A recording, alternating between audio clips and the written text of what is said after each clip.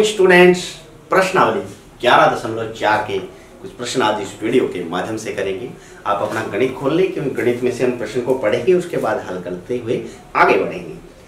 प्रश्न नंबर 1 में लिख रखा है कि निम्नलिखित प्रश्नों के उत्तर दीजिए।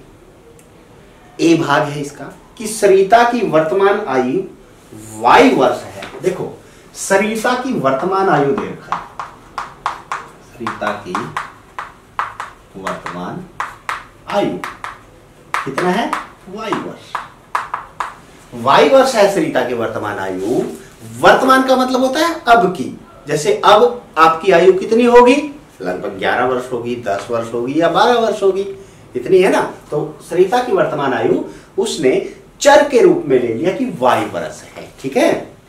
आज से 5 वर्ष बाद उसकी आयु क्या होगी? 5 साल बाद की वो बात कर रहा है। अब आप तो मान लीजिए कि 10 साल के हैं, तो 5 साल बाद कितने साल के हो जाएंगे? बिल्कुल सही कहा, 15 साल के हो जाएंगे, 15 वर्ष के हो जाएंगे। और यदि आप आज 12 वर्ष के हैं तो 5 साल बाद कितने के हो जाएंगे? बिल्कुल सही, 17 वर्ष के हो जाएंगे। अब इसमें आपने 5 साल बाद की आयु निकालने के लिए क्या किया? जी हाँ, जितनी आयु आप बढ़ा रहे हैं कि 5 साल बाद है, तो उस 5 को अपनी वर्तमान आयु में जोड़ा है। बिल्कुल सही कहा आपने, जोड़ा है ना। तो सरिता की वर्तमान आयु कितनी है? y, और y में हम 5 को जोड़ेंगे तो 5 वर्ष बाद उसकी आयु आ जाएगी। जोड़िए y में 5 को। क्या कहा? 5y। ध्यान से देखिए, 5y नहीं है वो। क्यों? क्योंकि y को यदि 5 से गुणा करेंगे तो 5y आएगा। y में यदि 5 जोड़ेंगे, मैंने यही कहा था कि चरों में संख्याएं जुड़ती नहीं है, तो सीधी लिखी जाएगी y जमा 5 वर्ष। तो उसकी आयु 5 साल बाद कितनी हो जाएगी? y जमा 5 वर्ष हो जाएगी। ठीक है। दूसरा भाग है इनका, 3 वर्ष पहले उसकी आयु क्या थी? 3 वर्ष पहले। अब आप 10 साल के हैं, 3 साल पहले कितनी उम्र के थे? जी हाँ, 7 वर्ष के थे। तो इसमें पहले की उम्र निकालने के लिए आपने क्या किया? उतने वर्षों को घटा दिया अपनी आयु में से।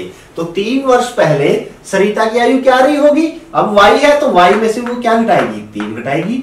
y घटा 3 वर्ष, उसकी आयु होगी 3 वर्ष पहले। ठीक है। सरिता के दादाजी की आयु उसकी आयु की 6 गुनी है। अब दादाजी की आयु 6 गुनी है। 6 गुनी, 6 के साथ गुणा करना है y को, और 6 के साथ y को आपको गुणा करना आता है। 6 के साथ y को गुणा करेंगे क्या आ जाएगा? जी हाँ, 6y वर्ष। बिल्कुल सही, बहुत अच्छे तरीके से जवाब दे रहे हैं आप, 6y वर्ष। चौथा भाग है कि उसकी दादाजी से 2 वर्ष छोटी है। दादी है वो दादाजी की आयु हमारे पास क्या है? 6y वर्ष है। दादाजी की आयु 6y है, उसे 2 साल छोटी का मतलब उसमें से 2 वर्ष और घटाने पड़ेंगे। बिल्कुल सही कहा। तो दादी जी की आयु 6y घटा 2 वर्ष। अब इसमें कई बच्चे ये कर देते हैं, 6y में से 2 घटा के 4y बचा देते हैं। ऐसे नहीं होगा। 6y एक अलग पद है और 2 एक अलग पद है। इसके साथ चर है, यदि इसके साथ y चर होता तो घट जाता, संख्या नहीं घटेगी। तो दादी जी की आयु क्या हो जाएगी? 6y घटा 2 वर्ष। ठीक है। सरिता के पिता की आयु सरिता की आयु के 3 गुणे से 5 वर्ष अधिक है। अब उसके पिताजी की आयु इसका 3 गुणा, y का 3 गुणा कितना हो गया? जी हाँ, 3y। 3 गुणा 3y, और उससे भी 5 वर्ष ज्यादा के लिए वो 5 उसमें क्या हो जाएगा? जुड़ जाएगा।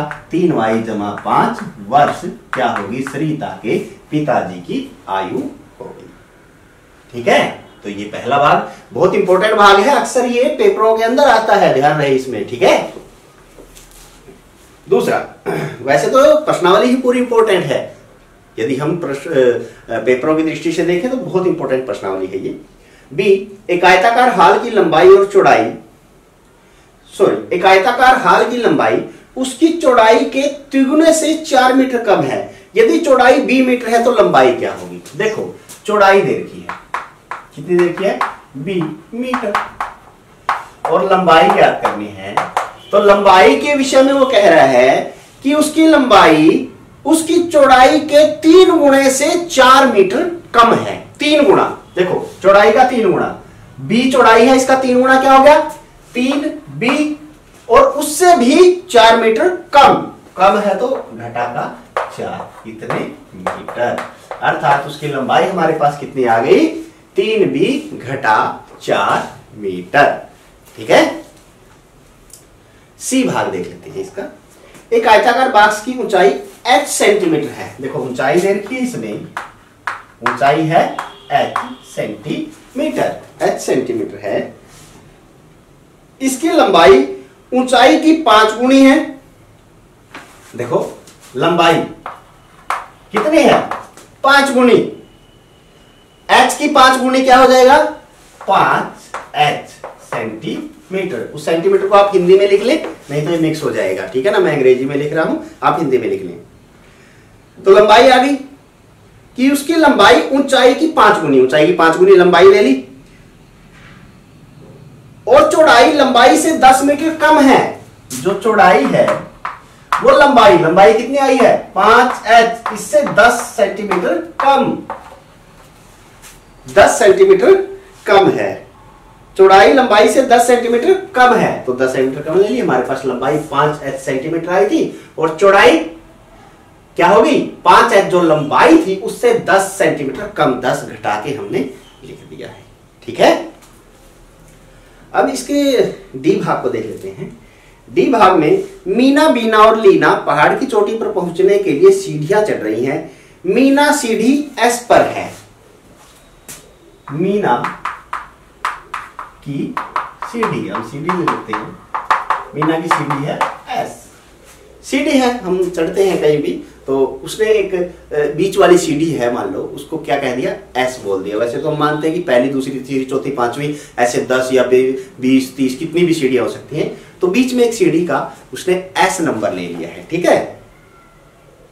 मीना सीढ़ी S पर है, मीना की सीढ़ी S हो गई। बीना मीना से 8 सीढ़ियां आगे हैं।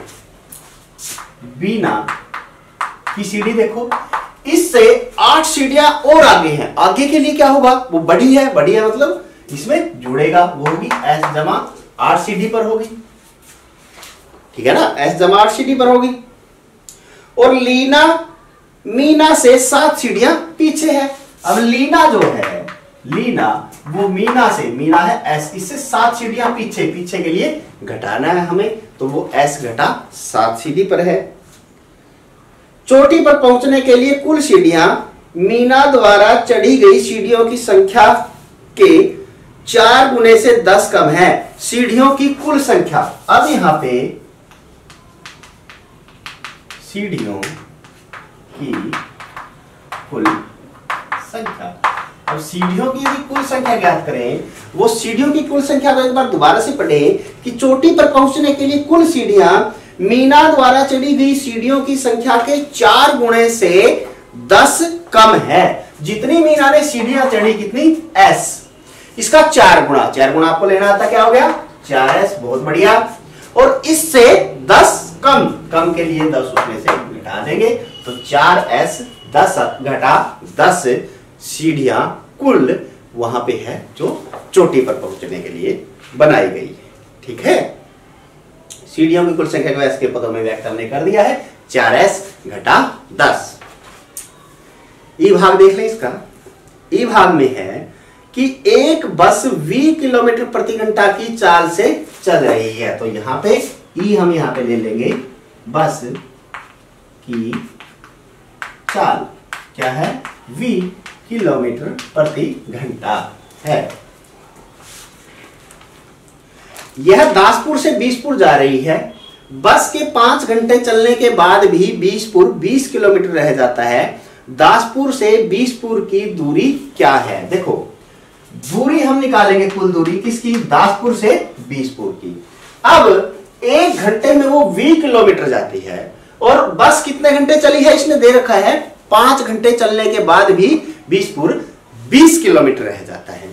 5 घंटे ये चली, 1 घंटे में 20 किलोमीटर, 2 घंटे में 2 किलोमीटर। वही बात है ना, दूरी ज्ञात करने के लिए 4 गुना समय, चाल v है और समय 5 घंटे, तो हमारे पास 5 गुना v क्या हो गया 5v किलोमीटर बस चल चुकी है। लेकिन उसके बाद भी बीसपुर 20 किलोमीटर रह जाता था, अर्थात 20 किलोमीटर बस को और चलना पड़ेगा।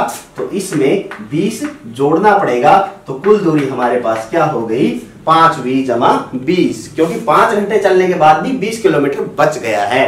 तो 5v चली, इतनी दूरी आ गई 5 घंटे में v की चाल से, तो 5v इतने किलोमीटर जमा 20 और आगे जो 20 फुट रह गया है, तो कुल दूरी हमारे पास 5v जमा 20 हो गई। तो ये प्रश्नावली 11.4 के पहले प्रश्न के 5 भाग थे।